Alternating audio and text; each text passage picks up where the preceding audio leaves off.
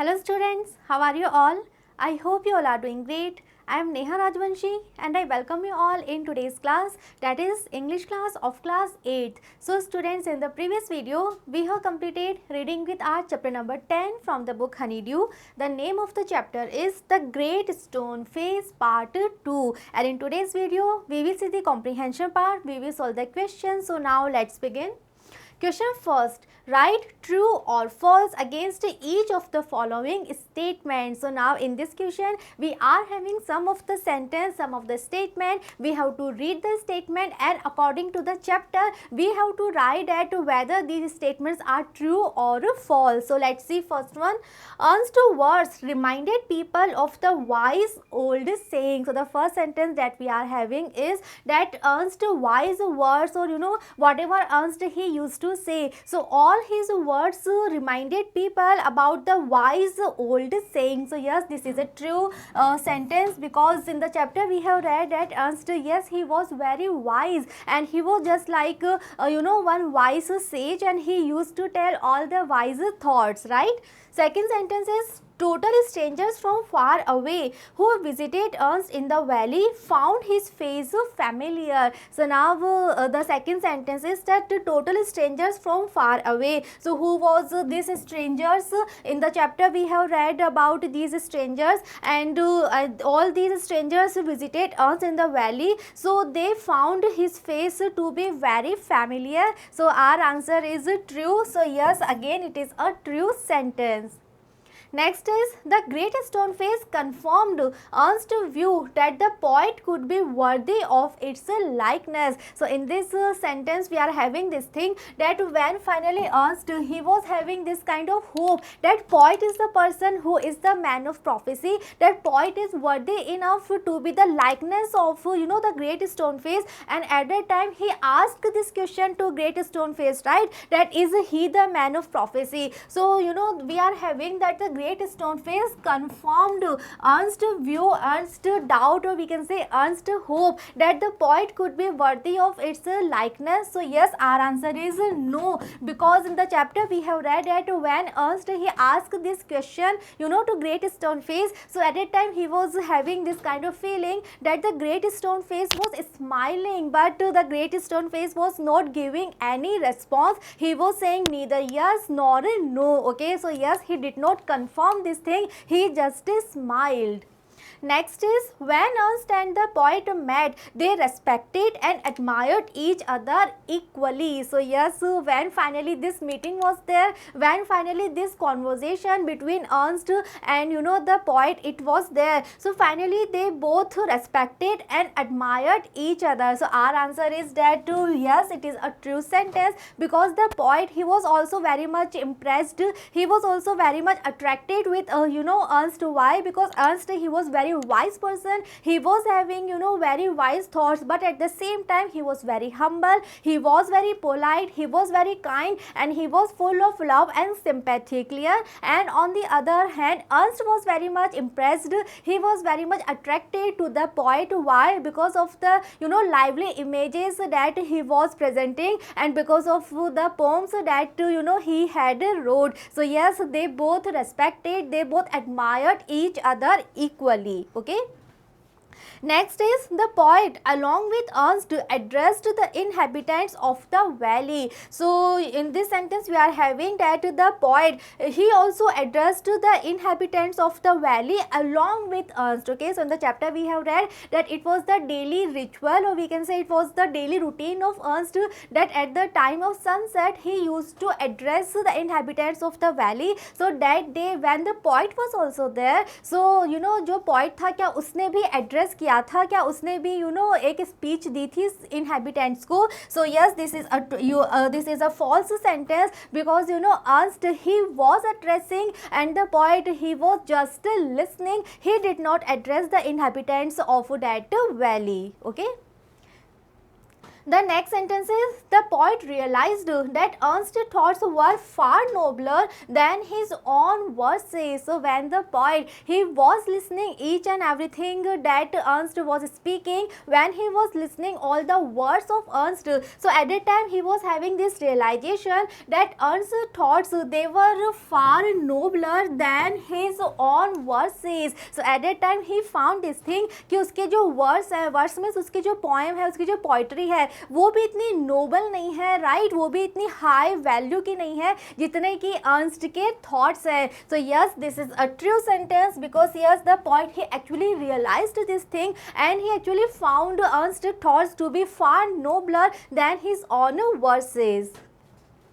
Next question, how was Ernst different from others in the valley? So in this question we have to write that Ernst, he was very different from the other people, from the other inhabitants. So how he was different, what was that thing that was very much different, you know, in Ernst, that we have to write. So let's see the answer. How can we write?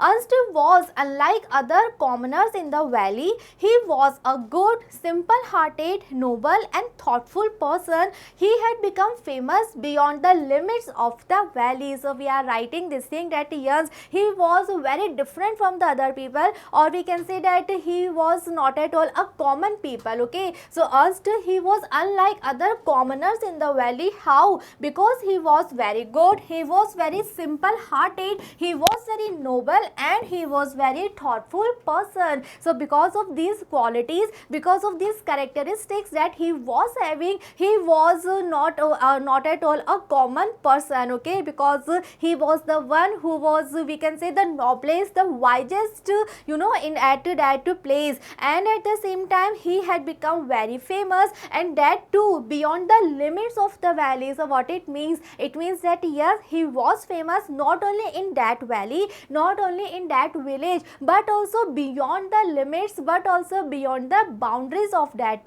valley.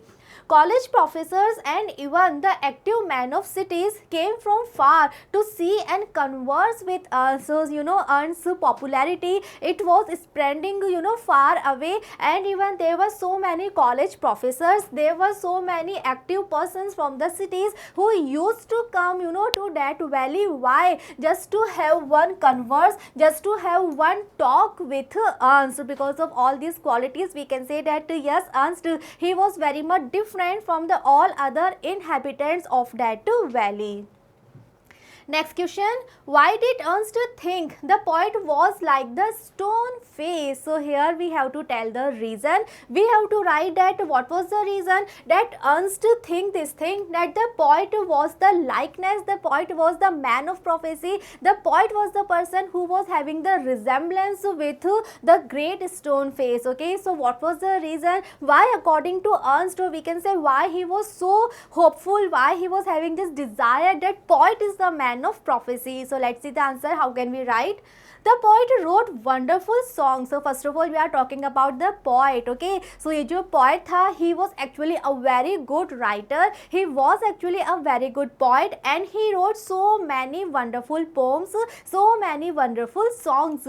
He had celebrated the great stone face in one of his poems, and at the same time this poet was very much aware about the great stone face. He was very much aware about the prophecy, about the story that is related with the great stone face, and one of his poem, one of his song, he also celebrated the great stone face. When Ernst read this poem, he became convinced that the poet was like the stone face, and he was the person who is worthy enough to be the likeness of the great stone face. And this poet was also very much famous, and finally Ernst, he also read some of the poems, some of the songs that were written by, you know, this poet. And when finally Ernst, when he came to know about this poet, when he came to know about his poems, at that time he was very much convinced, he was very much hopeful about this thing, that finally the poet is the person who is having the likeness, or we can say who is having the resemblance with the great stone face. Why? Because according to Ernst, he is worthy enough, he is able enough to be the likeness of the great stone face. Okay, So we can say that after reading the poems and after जब अंश जान जाता है that okay there is one poet and he is very much famous, और जब अंश उनकी pome को पढ़ लेता है, after that he was having this strong desire that finally the man of prophecy is there, finally the poet will be the man of prophecy and he will be the person who is having the likeness, the resemblance with the great stone face. Next question, what did the poet himself say about his thoughts and poems? So now in this question we have to write that according to Ernst, the poet was worthy enough, he was able enough to be the likeness of a great stone face. Okay, but now we have to discuss this thing that what was the opinion of the poet about himself. उसको क्या लगता था that क्या वो actual में worthy है great stone face की likeness बनने के लिए. So here we have to write the thoughts, the views, the viewpoint of the poet that he was having about himself, about his life, about his poems. So let's see the answer.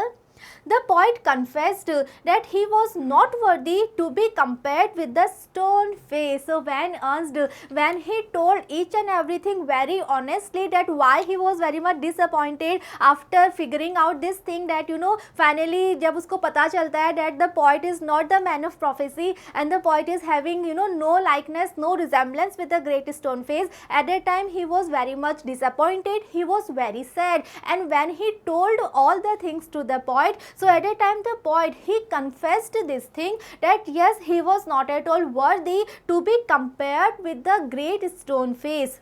And why so? So he told the reason also, he explained the reason also, and he said that because his actions did not match with his thoughts. So he said that okay, his poetry is very good, his songs are heavenly beautiful, but his life is having no match, his life is having no connection, or we can say his life was totally opposite of what his songs were, what his thoughts were. His life has not corresponded with the worthy and heavenly song of his poems. So he said that yes, his songs, his poems, they are worthy, but his life was not worthy because there was no connection, there was no match, and his life actually having no correspondence with the the heavenly song of his poems, or we can say the heavenly thoughts that his poem was having. Okay, so कोई भी symmetry नहीं थी, there was no symmetry, there was no synchronization between his life and his poems. Okay,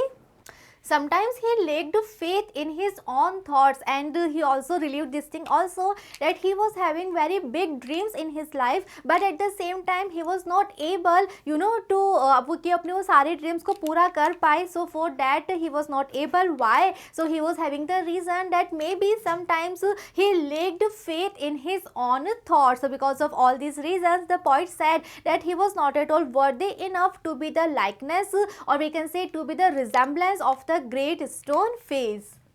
Next question, what made the poet proclaim Ernst was the stone face? So in this question we have to tell the reason, that what was the reason that finally the poet he proclaimed, or we can say he announced, he declared that Ernst is the man of prophecy, Ernst is the person who is having the resemblance with the great stone face. Okay, so what was the reason, why did the poet he was having this thought? So that we have to write. So let's see. Ernst and the poet together went to a meeting place. So in the chapter we have read that when the sun was setting, when it was the sunset time, so according to the daily routine, the both the person Ernst and the poet they went to a meeting place where Ernst he was supposed to address a group of inhabitants. Ernst addressed gathering, so there were so many people, so many inhabitants were there, and Ernst, yes, he addressed that audience. His words had power and his thoughts had depth. So at that time whatever Ernst was speaking, or we can say all the words that he was speaking, so his words were having some power and his thoughts were having depth. Okay, so his thoughts were very deep and his words were very powerful. They were the words of life, a life of good deeds and selfless love. And why Ernst was having these wise thoughts? Because all his wise thoughts were based on his own life experience. So yes, they were the words of life, or we can say they were the words of his own life experience, a life that was full of good deeds, a life that was full of selfless love. The poet was convinced that Ernst was much nobler than him. So at that time the poet, he was very much convinced this thing that Ernst's life and his character, it was more nobler than his own verses, than his own poetry. At that time, in the golden light of the setting sun appeared the great stone face with white mist around it, like the white hairs around the brow of Ernst. And just that moment, in the sky there was the golden light. Why? Because it was sunset time, the sun was setting, so because of that golden light was there in the sky. And at that time appeared the great stone face, and the great stone face was having white mist around it, and it was looking just like the white hairs that were there around the brow of Ernst. Okay, so Ernst was now in his old age, and because of that old age, Ernst was having so many white hairs on his forehead as well as in his brows. So at that time, when the poet, when he saw the great stone face, and great stone face was having white clouds, or we can say white mist all around it, so at that time he was able to figure out the similarity, the resemblance, the likeness between the face of Ernst and the great stone face. Ernst's face had such a grand expression that he declared that Ernst bore the likeness of the great stone face. And when Ernst, when he was addressing, when he was speaking, so at that time on his face he was having very grand expression. So when the poet, at that time when he saw the face of Ernst, so finally he declared that Ernst is the man of prophecy. He declared that Ernst is the person who is having the exact likeness, who is having the resemblance with the great stone face. So first of all, the poet was the person who first of all recognized this likeness, and after that all the inhabitants, they also confirmed this thing that yes, Ernst was actually having a lot of likeness, a lot of resemblance with the great stone face. And yes, Ernst is the man of prophecy. Ernst is the man that they were waiting for such a long period of time. Next question, write Ernst or poet against each statement below. So now we are having some of the statement. We have to read the statement, and after reading the statement we have to write that whether these statements are related with Ernst or the poet. So that we have to write. So let's see, let's read the first one.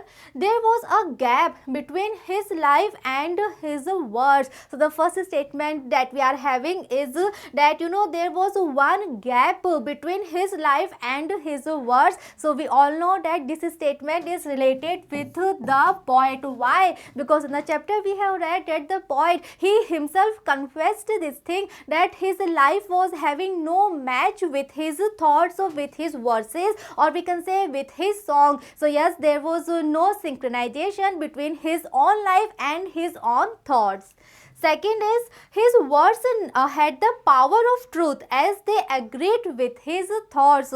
Okay, so this statement is related with Ernst, because we are having that Ernst words, yes, they were having the power of truth. Why? Because they agreed with his thoughts. Okay, so in the chapter we have read this thing also, that Ernst words, they were very powerful, they were having depth. Why? Because they were in a perfect synchronization with his own life, with his own thoughts. Okay, so we can say that yes, Ernst's thoughts, his life, his words, everything was having a perfect synchronization. Okay.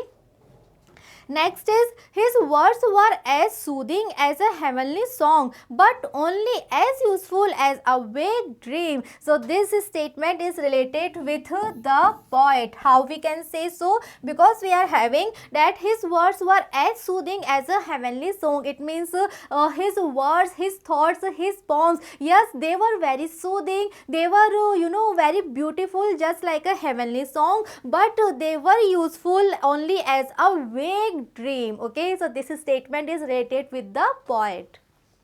Next is, his thoughts were worthy. So this statement is related with, again we can say, poet, because his thoughts were worthy but his life was not worthy, right? So yes, the thoughts of the poet, or we can say the poems of the poet, they were worthy.